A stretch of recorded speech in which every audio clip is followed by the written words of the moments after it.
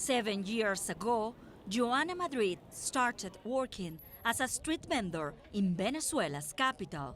She is a single mother with 3 children, and in March, when quarantine orders went into effect, she stopped working.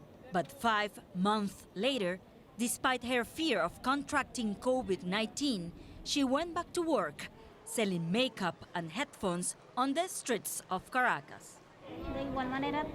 I have to go out. There are only 2 choices. Either you die of hunger or from COVID. It's one or the other. Carmen Rodriguez also works at Sabana Grande Boulevard, offering tea, shirts, and sunglasses to customers passing by. She says she's worried about the virus, but she says working is a matter of survival. We can't be worried all the time. We have to live our life. Because all the time at home, what do you do if you have children to feed? Street vendors in Caracas sell everything from jeans to batteries, pots and pans, and food. The informal market is growing. We're talking about 60% of the workforce in the informal market in Venezuela. Most of them move from the formal sector in order to keep profitable. Venezuela has implemented a 1 week on, 1 week off system for businesses to open. But that is not easy to enforce with street vendors. Many of them move from place to place and take the risk to go to work every day.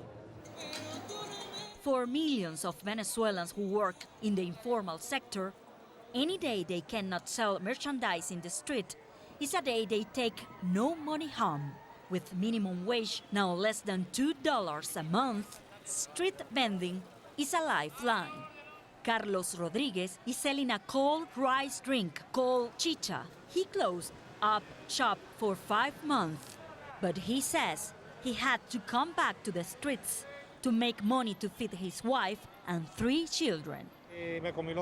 I spent all my savings trying to stay at home to be healthy, but now the money that I had ran out and I have to go out and work no matter what.